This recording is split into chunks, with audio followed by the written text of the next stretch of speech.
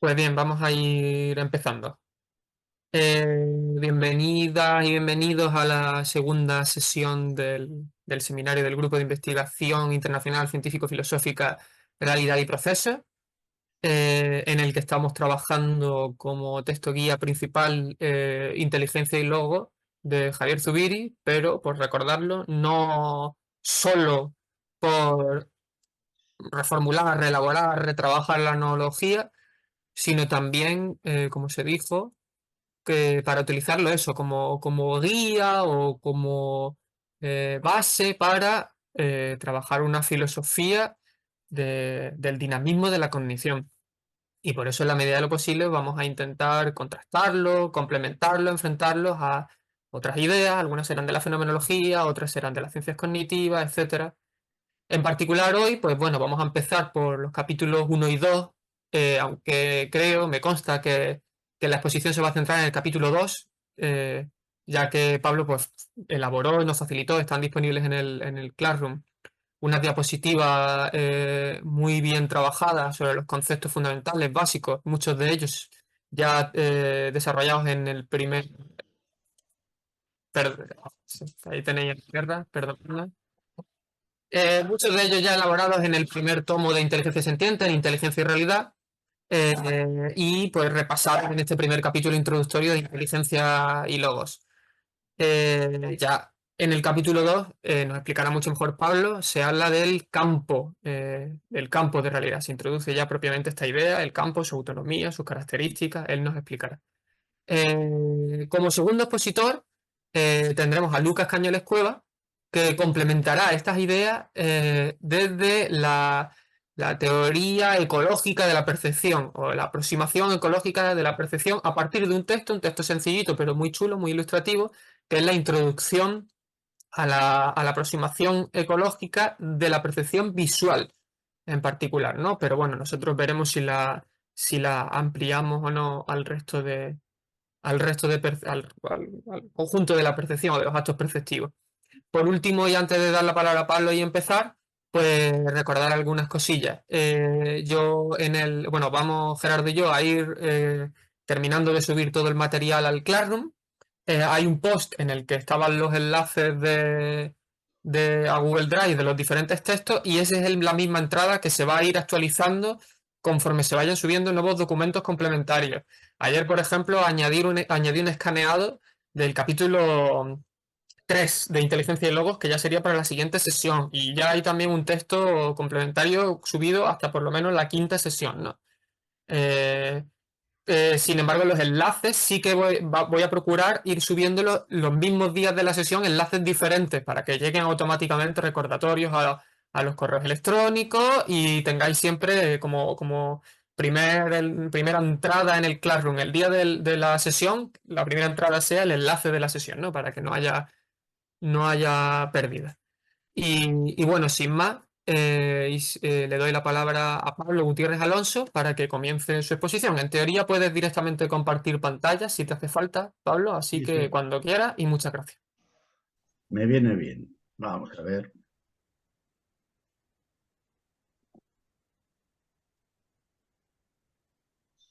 Pide, a ver, ¿qué tengo que hacer?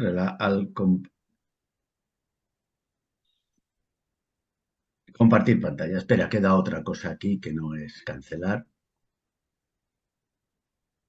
Ahora, vamos a ver si va bien. Bueno, pues buenas tardes a todas y a todos. Am, bueno, yo he hecho unas diapositivas, lo que pasa que siempre que haces unas diapositivas las haces pensando que se van a ver enteras y claro, ahora me acabo de dar cuenta otra vez de que no se van a ver enteras porque aparece a la derecha las pantallitas donde se ven nuestras caritas y entonces reducen un poco las pantallas. No pero bueno, No, luego, pero sí se ven, o sea, se ve más pequeña, pero no se superponen.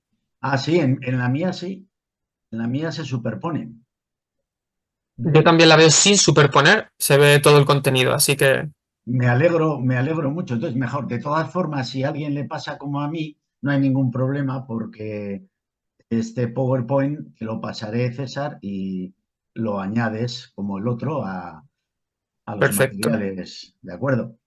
Bueno, pues nada, vamos a hablar del campo de realidad. Yo me he limitado a hacer un resumen muy esquemático y rápido en unas 22 diapositivas que pasaré rápidamente, porque el objetivo no es tanto ver estas diapositivas, que van a estar ahí siempre a disposición de cualquiera, sino que lo interesante es, cuando terminemos las dos exposiciones, la de Lucas y la mía, pues el que podamos ampliar, debatir o cuestionar cosas o hacer preguntas y poderlas contestar.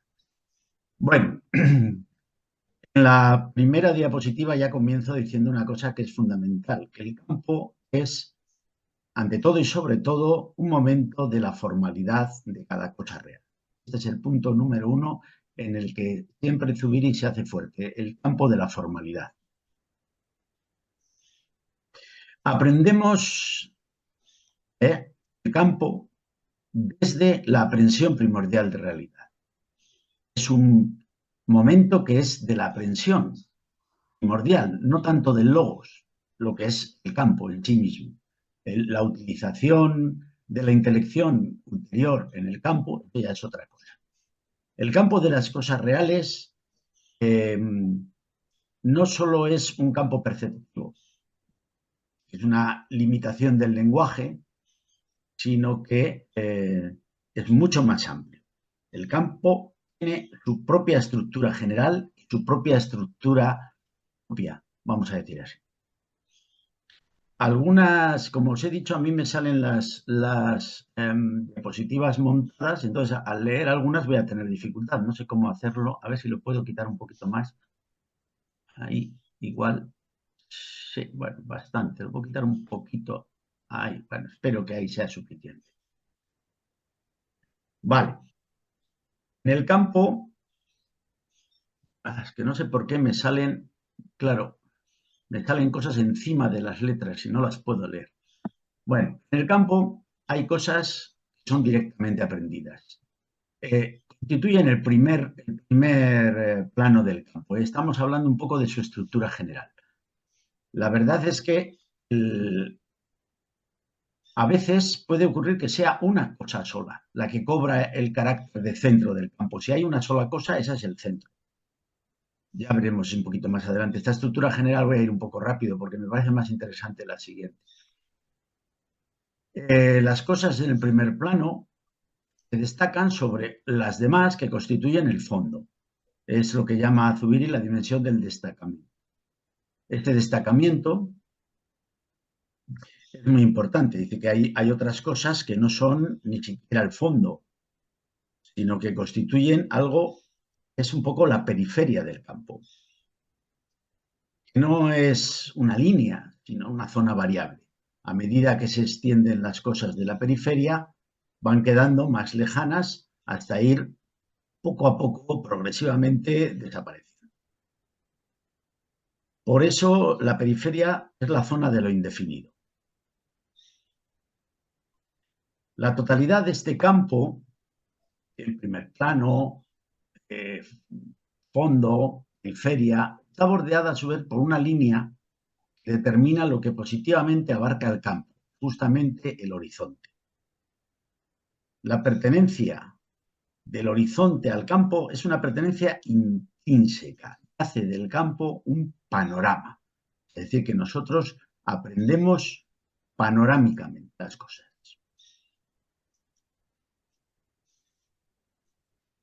Habla dos conceptos que introduce, que es el de sinopsis y sintaxis. La sintaxis es la disposición de las cosas dentro del panorama. Las cosas fuera del campo son lo no definido. Esta estructura del campo no es fija, sino variable. ¿Ya? Tiene una dimensión que llama amplitud. Es positiva, amplificación, o negativa, retracción. La variación depende no solo de mí mismo, sino también de las cosas. Las nuevas cosas modifican ante todo el horizonte. Es el desplazamiento del horizonte. El campo no es nada fuera de las cosas reales. Es campo de realidad. Incluso de lo que queda fuera del horizonte, este fuera pertenece también a las cosas mismas del campo.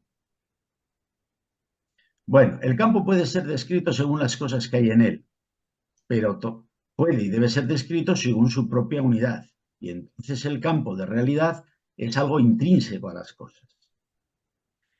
A diferencia de un campo perceptivo, está abierto y por sí mismo. Es decir, que es ilimitado. La apertura, no puedo leer la frase que he puesto y no me acuerdo cuál es, pero vosotros la podéis leer. Todos los modos de presentación del oral, entre ellos hay un modo que es el modo de acia. El acia pertenece a las cosas, es una forma en la aprehensión primordial de realidad. Hay un modo de realidad que es el acia. No vamos a entretenernos ahí, pero si hay alguna duda, pertenece al sentido kinestésico. En la medida misma en que el campo es una apertura hacia otras cosas reales, el campo excede de la cosa real. Es decir, que es más que la cosa real. El momento campal de cada cosa real es ese momento de excedencia y además constitutivo suyo. Por eso ese más es un excedente constitutivo. El campo, como bien hemos dicho, que es algo más que cada cosa real, es más también que la simple adición de cosas. Es una unidad propia de cosas reales. Una unidad que excede lo que cada una es individualmente. Vista desde las cosas, estamos hablando, este más del campo es un modo de la trascendentalidad. Hemos dicho, bueno, ya lo sabéis, en las ideas fundamentales habla de la trascendentalidad como un momento de la impresión de realidad, según lo cual la realidad está abierta a lo que cada cosa realmente es. Y por realmente entiende más allá de su propia constitución, digamos, interna. Por lo tanto, está abierta a esa constitución, a su suidad, como la llama él, como a la cosa es en cuanto momento del campo, más allá del campo, allende el campo, que es el mundo. De esto hablaremos más adelante. La trascendentalidad es lo que hace posible que las cosas reales se constituyan en una unidad supraindividual, es la unidad campal. Toda cosa real es en sí misma, en cuanto real, algo que es ella, y solo ella misma. Pero por ser real es más. ¿De acuerdo? Ya lo hemos dicho, es un excedente constitutivo, decíamos antes, y ahora añade, es un excedente trascendental. Vistas las cosas mismas desde el campo, por el campo las abarca. Es decir, que entonces la formalidad de realidad campal cobra una función autónoma. No solo es la formalidad de cada cosa real, sino que además las abarca, las incluye. Es la formalidad de realidad como ámbito de realidad. El campo es excedente, no solo como trascendental, sino también como ámbito de realidad.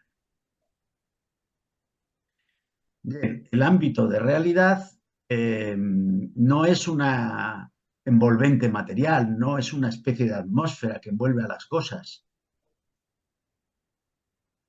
Insiste en que no es espacio, luego hablaremos un poquito más adelante de qué es espacio. Y de que lo que sea espacio hay que entenderlo desde el ámbito.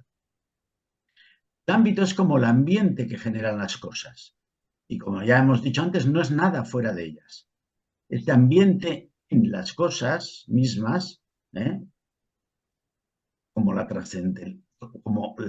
trascendentalidad, es en ellas mismas. Bueno, pues la cosa es lo que es respecto de las demás, es la respectividad como ámbito dado en impresión de realidad. Es decir, que ya en la aprehensión primordial, en la impresión de realidad, tenemos la respectividad como ámbito, es algo dado. toda cosa real es en sí misma, en cuanto real, algo que ciertamente es ella misma, solo ella misma. Pero como ya hemos dicho, es más de lo que es por su simple contenido. Un excedente trascendental. Insisto en esto porque es muy importante. Cuando hay muchas cosas reales en una misma impresión de realidad, la trascendentalidad es lo que hace posible que tales cosas constituyan una unidad supraindividual. Es la unidad campal. Ya podéis perdonar un poco la redundancia, la repetición, pero Zubiri en este tema del campo es súper redundante, repite y repite las cosas desde distintos ángulos una y otra vez. He intentado simplificarlos, pero a veces pues no te das cuenta y la vuelves a poner. Por eso hay algunas ideas que se repiten una y otra vez, pero bueno, lo importante es que queden bien clarificadas para todas y todos. Campo no es formalmente trascendentalidad, pero es un modo sentiente. Yo siento la trascendentalidad en la impresión de realidad, siento el campo. La respectividad de muchas cosas sentidas, en virtud de esta trascendentalidad, se torna en lo que hemos llamado la respectividad campal, donde cada cosa es lo que es respecto de los demás. Cada cosa es lo que es en el campo respecto de los demás, porque estamos centrándonos en el campo. El campo como excedente de las cosas reales es el campo de su respectividad trascendental. Y no es una cosa conceptiva, es un momento físico, su carácter físico del campo. El campo es más que cada cosa real, como no hacemos más que decir, pero es más en ellas. Y vuelvo a decir otra vez el tema de la excedencia respecto de las cosas reales. La cosa real está en el campo siendo más de lo que es ella en sí misma. ¿Por qué? Porque el campo es la respectividad misma de lo real en cuanto dada en la impresión. Y evidentemente ya hemos dicho que es ámbito y es trascendental. Y trascendentalidad. Como trascendentalidad, la respectividad constituye lo que de lo real lleva de la cosa real desde sí misma a otras cosas reales. Y como ámbito, es esa especie de ambiente que aloja a la cosa real y a todas las cosas reales. Ámbito y trascendentalidad no son sino dos aspectos de un solo carácter, el carácter campal de lo real sentido. Adelante. Estructura de la realidad, la estructura, el carácter global del campo de realidad es ser ámbito trascendental. Por ello, debe contener muchas cosas reales, pero no las contiene de cualquier manera, no son un montón, una multitud, sino como un carácter o como teniendo unos caracteres estructurales muy precisos. Fundamentalmente se va a centrar en dos caracteres fundamentales. Una cosa está siempre entre otras y una cosa está siempre en función de otras. Es una estructura que está dada en la aprehensión primordial de realidad. Insiste una y otra vez. No es algo del logos. El logos luego se moverá en el campo, pero de momento es algo que está dado. Lo que ocurre es que no está dado autónomamente. El campo no está dado autónomamente. Está dado compactamente, unitariamente, con todos los contenidos que hay en la impresión primordial. El campo determina cada cosa como realidad, entre otras cosas. Está este entre fundado en la campalidad, no al revés. No hay campo porque unas cosas estén entre otras, sino que unas cosas están entre otras solo porque hay campo, porque están en el campo. El entre no es un conglomerado, no es un mero montón, no es una relación de unas cosas con otras, sino que es una estructura muy precisa. Es la estructura precisamente de la actualización, en esa impresión de realidad de las cosas, de una cosa entre otras. Ciertamente, en el entre, las cosas están, entre otras, actuando unas sobre otras. Claro que sí. Una cosa real, como tal cosa real, está, entre otras, actuando, pero no es eso lo que aquí vamos a considerar. Porque el entre tiene también el carácter de ser actualidad. Una cosa actualizada, entre otras. No coinciden ambas ideas del entre. Ambos momentos del entre no coinciden. Puede haber muchísimas cosas, sin embargo, que están unas entre otras actuando, pero sin embargo no están presentes en actualidad intelectiva. Podríamos poner ejemplos, pero lo dejo un poco luego por si hay preguntas o para el debate. Unas cosas están unas entre otras materialmente en actividad. Bien. Tienen una, respecto de otras, una posición por su actualidad. Esto es en lo que nos vamos a centrar. El campo, como primer plano, que hemos dicho antes, como periferia, como horizonte, es precisamente la estructura de las cosas en el campo. Es la estructura del entre como un hacia. Volvemos. El campo no es solo algo que abarca las cosas, sino que antes de abarcarlas y para poder abarcarlas, el campo es algo que incluye a las cosas. Y esta inclusión se funda en el carácter campal de cada cosa real, en cuanto real. Por tanto, un poco así en definitiva, la cosa real determina el campo determina la inclusión de lo real en él, el campo abarca lo incluido en él. El entre es un momento del ámbito trascendental. No es el único, porque las cosas no solo son varias, unas entre otras, sino también son variables. Cuando aprendemos varias cosas en un campo, ninguna de ellas es aprendida, por así decir, aislada, monolíticamente, como si la unidad del campo fuera meramente muchas cosas, aditiva. Por el contrario, cada cosa se actualiza junto a otras, después de otras, fuera de otras, en la periferia, etc. Entonces, toda cosa real está campalmente actualizada no solo entre otras, sino también en función de estas otras. La posición de la que hemos hablado antes, por ejemplo, pues es propia de una cosa entre otras. Pero es un entre en el que cada cosa tiene la posición que tiene en función de otras y varía en función de ellas.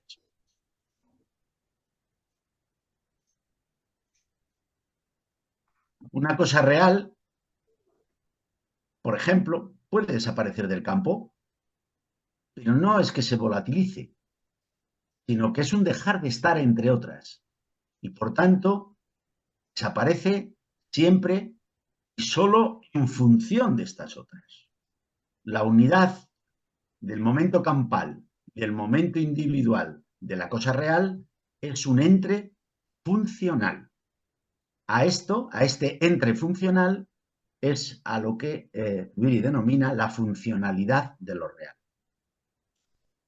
Funcionalidad es dependencia. Las cosas están en función de otras, son lo que son respecto de otras, dependen de otras, pero no es que, por ejemplo, B dependa de A, sino que existe igualmente la función inversa.